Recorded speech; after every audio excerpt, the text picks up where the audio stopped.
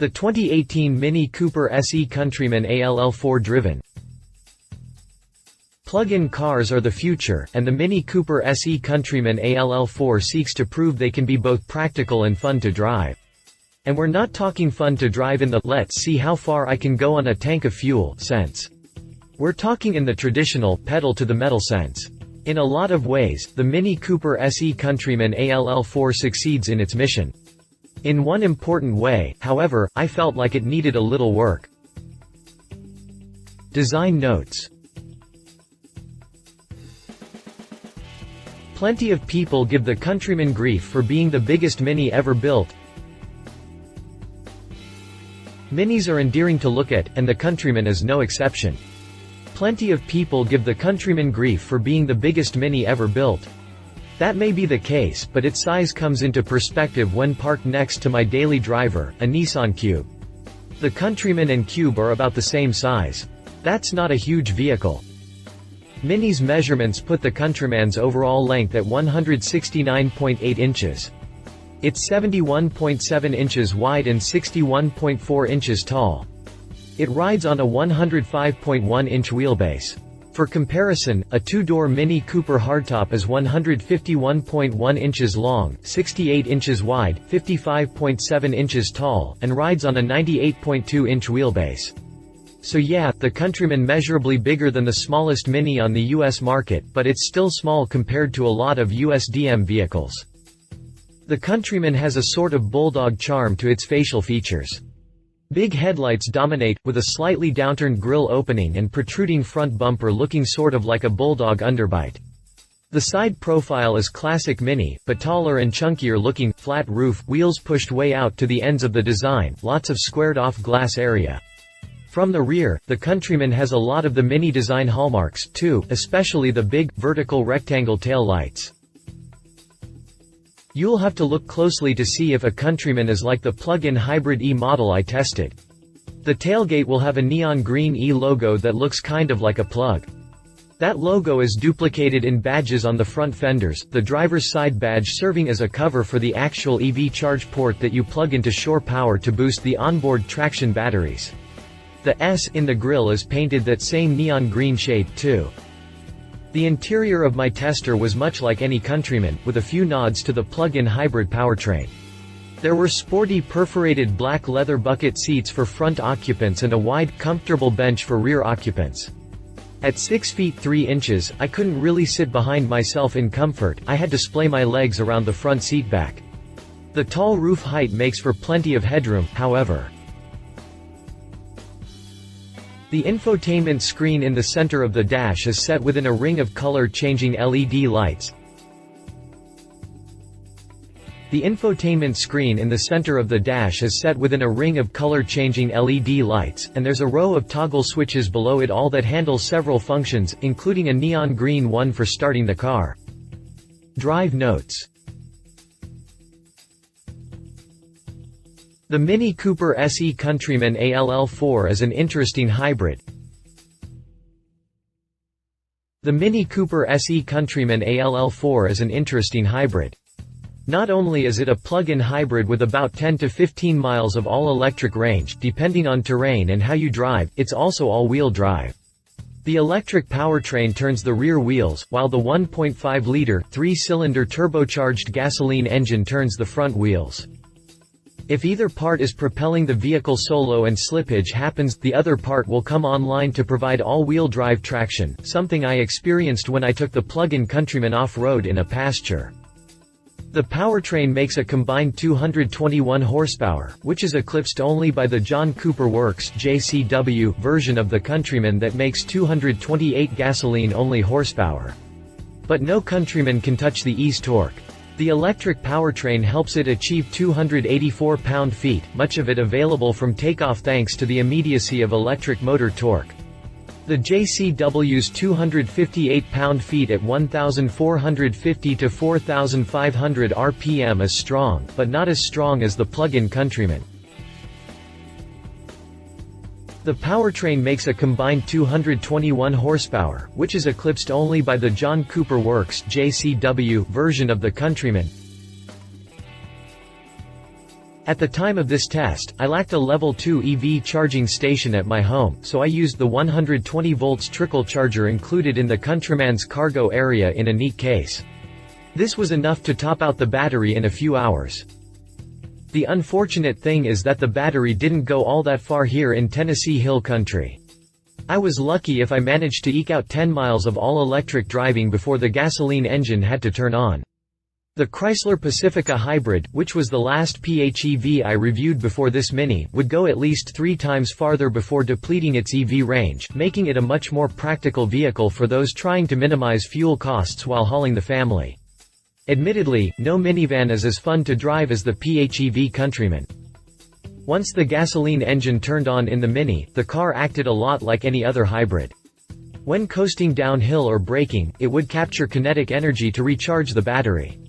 When stopped at a traffic light, the gasoline engine would stop running. Takeoffs from a standstill were usually battery-powered at first, with the gas engine only coming to life after the car was nearly up to prevailing traffic speeds. The plug-in Countryman has 0.4 cubic feet less cargo space than other Countrymen, and there's an awkwardly sized well underneath the cargo floor. Since I live about 10 miles from work and my employer allows me to trickle charge, the electric range of the plug-in Countryman was just shy of what I needed to commute without burning gasoline.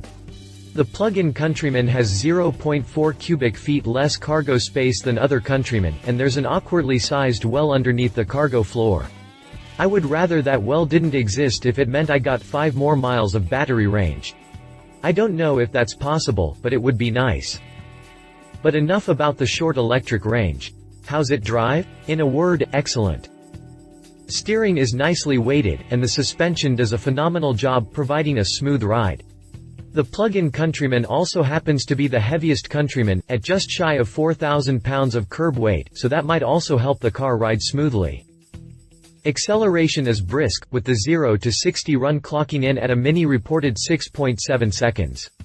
That's faster than any other Countryman except the JCW, which does it in 6.2. The 6-speed automatic transmission shifts smoothly. The brakes are responsive, but linear, a challenge for a lot of hybrids. I thought it was the smoothest small crossover I have driven. It also was the best driving small crossover I have driven. Unlike every hybrid vehicle I have driven except maybe the $133,000 Porsche Panamera SE Hybrid, it was a pleasure on curvy pavement. Steering builds weight like I'd expect. The transmission kicks down like I want it to when I accelerate out of a turn or up a hill. There are 3 drive modes, selectable by a toggle around the shift lever.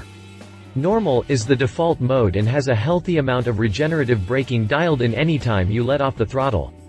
Sport engages the gasoline engine sooner and adds a little more throttle response. Green enables freewheeling coast, which seems strange because it doesn't regenerate any lost battery capacity on long downhill sections. In addition, you can tell the e-Countryman how you want it to expend its battery. Default Auto mode will use most of the battery at the start of your drive, then switch the car to hybrid mode when the battery range is near 0. Max mode will attempt to squeeze as many miles as possible from the battery, at the possible expense of overall efficiency once the gasoline engine does turn on. Save mode will operate mostly on gasoline to save battery capacity for city traffic later in your commute. Perhaps the coolest thing about the hybrid drive system in the Mini Cooper SE Countryman is how its electric powertrain is used like a big secondary turbo when you mat the throttle. It's plenty quick, despite its weight. Competitors. The Countryman competes in an interesting space, premium small crossovers.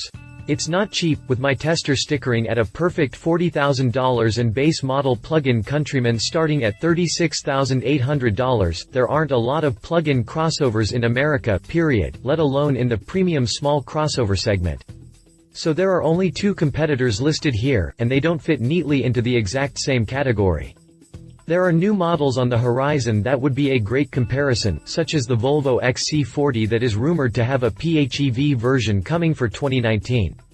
But since those models are not on the market at the time of this writing, and since any comparison of specs would be purely, well, speculative, I have not included them. Mitsubishi Outlander PHEV. I would have never thought I'd be comparing anything Mitsubishi makes to anything Mini makes, but here we are. The Mitsubishi Outlander PHEV is a plug-in crossover from the smallest Japanese automaker to still compete on American shores. Mitsubishi says it has a 22-mile EV range and is rated at 74 mpg by the EPA. That's a bit better than the 12-mile EV range and 65 mpg of the plug-in Countryman. And the Mitsubishi Outlander PHEV is quite a bit larger than the Mini Countryman, which makes that achievement even more notable because the powertrain is lugging around a bigger, heavier car. That extra size may or may not be more practical for your needs. The Outlander PHEV is powered by a 2.0-liter four-cylinder that makes just 117 horsepower and 137 pound-feet at 4,500 rpm. The electric portion of its powerplant makes another 80 horsepower and 101 pound-feet of torque for the front axle, and 80 horsepower and 143 pound-feet for the rear axle. Mitsubishi has extensive warranty coverage. There's a 10-year, 100,000-mile warranty on the powertrain, including the hybrid components. Mini only offers an 8-year, 80,000-mile warranty on the hybrid battery in addition to its 4-year, 50,000-mile bumper-to-bumper warranty. Finally, price. Mitsubishi undercuts Mini considerably in base price, where $34,595 gets you into the Mitsu. You'll need a couple grand more to get a base PHEV Countryman. A fully loaded Outlander PHEV will cost about the same as my Mini Cooper SE Countryman, just a tick above $40,000.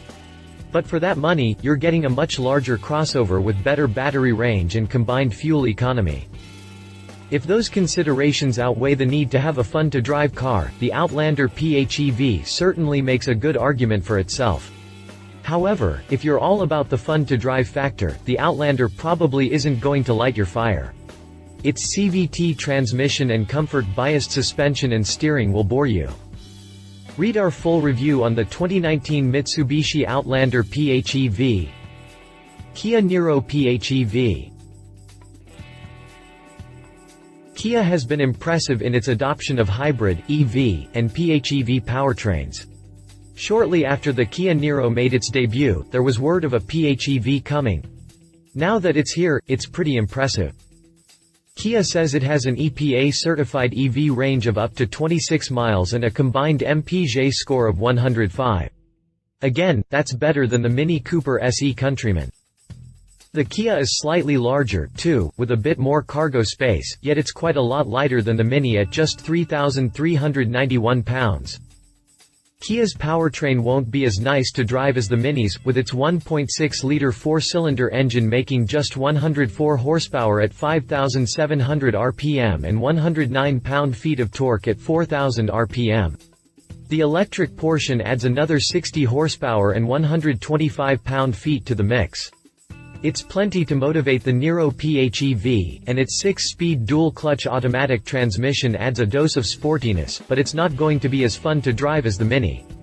For starters, the Niro PHEV is only available as a front-wheel drive vehicle, lacking anything that would resemble the Mini's fun ALL4 all-wheel drive system. Like Mitsubishi, pricing and warranty both come out in Kia's favor.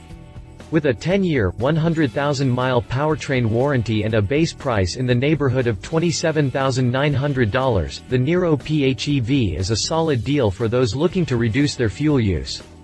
A fully loaded Niro PHEV will cost less than a base model Mini Cooper SE Countryman at $34,500 MSRP.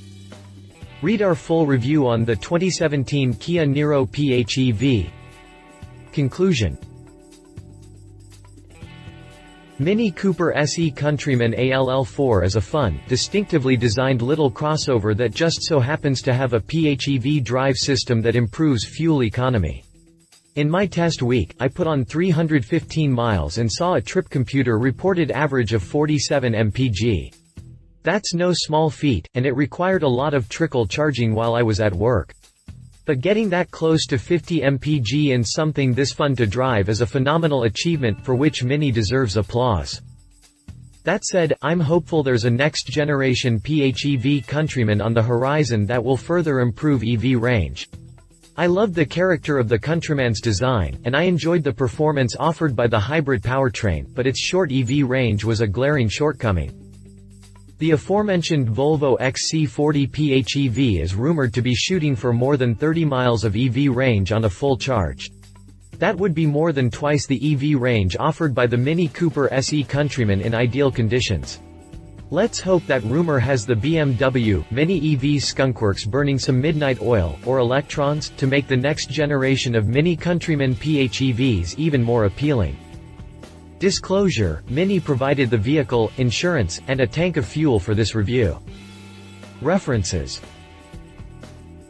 Read our full review on the 2017 Mini Cooper SE Countryman ALL4. Read more Mini news. If you liked this video, please share your thoughts in the comments below and don't forget to hit the subscribe button.